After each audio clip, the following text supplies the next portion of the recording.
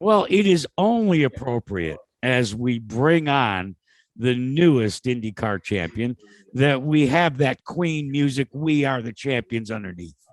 He did it. He started at Barber Motorsports Park, and 14 races later, he is celebrating a championship. We are talking about Alex Palou, the 2021 NTT IndyCar champion. Sounds pretty good, Alex, doesn't it? Sounds pretty amazing. Yeah. Sounds amazing. Yeah. It sounds like um, all I dreamt about. So it's just amazing to be to to be able to say that word and to accomplish what we accomplished together with the team this year. But yeah, feeling super happy. Been a busy day talking about the good stuff that we did this year, which it's only gonna put us in better position for next one. Let's circle back just a little bit. You certainly, well, you celebrated your new membership at CGR, winning straight out of the box. You coupled that with a couple of more victories interspersed throughout the season. But through it all, and in our conversations, you've always struck me as a guy that's very even keeled, very level headed. And I just wonder, now that it's over, were there moments when maybe you felt the pressure, but you were able to handle it? I mean, pressure. There's been pressure since the beginning. The thing is that it was good pressure. It was pressure like, hey, Alex, you got the car to win and the team to win, so you gotta win. So it's good pressure. It's not like I think I felt more pressure on the bad side in 2020 than in 2021, just because I needed to prove myself and to everybody that we were able to win in IndyCar without the experience, maybe without all the tools we needed. And that was pressure. It was like, hey, you just have 10 races to prove it.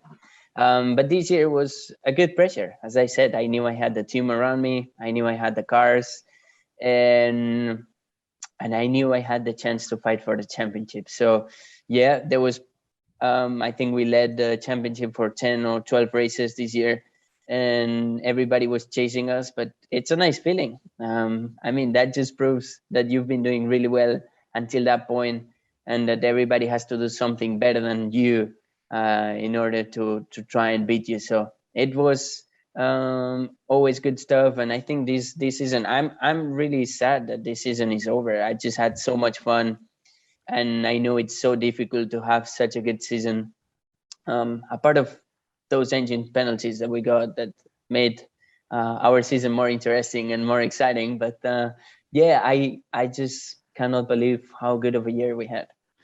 Well, certainly when you fielded the call and your group fielded the call from Chip Ganassi Racing, it had to make that last off season both exciting and also a little bit filled with, I think I can, but will I can. But once you got to Chip Ganassi, what was the biggest surprise for Alex Palou when you were absorbed into that team? Biggest surprise, I think, the mentality they all had, not only the drivers, the team managers, the mechanics, the engineers, everybody at the shop, even people that is just at the shop, making pieces for our cars, repairing our cars, making sure everything goes smooth. They all wanted to win, and they didn't care. They were happy and proud to win the championship last year with Scott, but they knew that was over, and that there was people trying to chase them, and they didn't care that they were champions. They were just working as if they lost the championship. Every single person in that factory, and that was what amazed me. I thought I would be like just celebrating and thinking that we could relax, and they were just pushing more and more, which is a good stuff, because I know the guys are going to take a couple of days off. We're going to celebrate a bit together, but we'll go back to work, and we'll work super hard as if we just lost the championship to try and win next year again. Tell me about how the relationship between you and someone that, well, I've known for almost 25 years, You're a guy on That's a top long of the. time. You're more than you've been born. Yeah.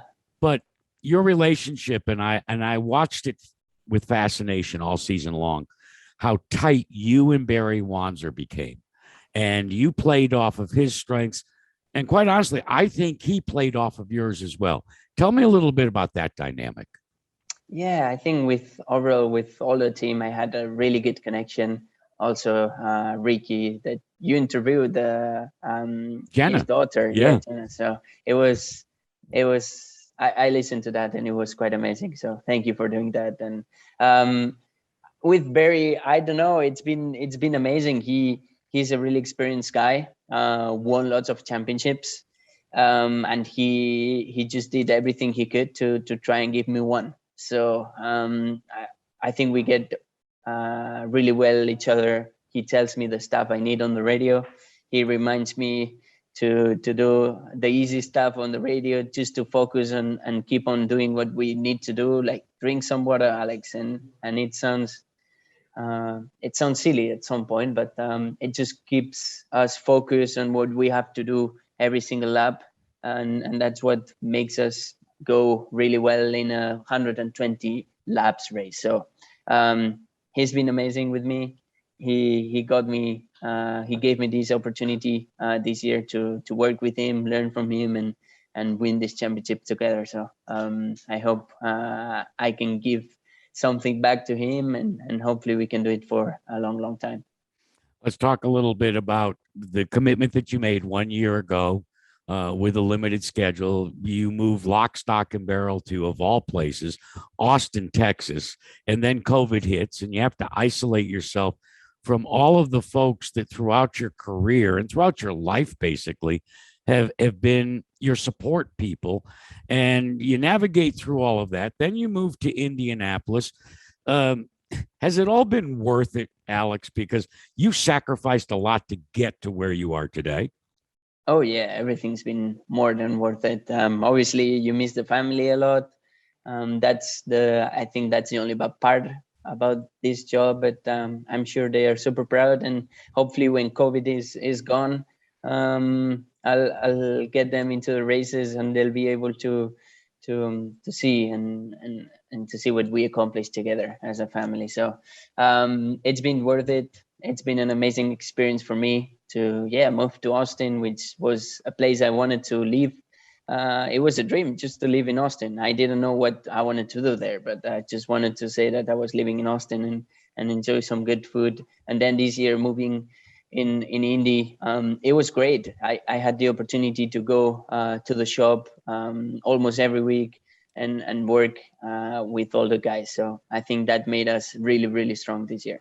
Yeah, I found it this year, especially in some of the stories that whether it was Ricky or others on your team would share kind of in a private moment, how you opened yourself up to them. And not that all drivers don't do it, but those visits to the shop weren't empty handed.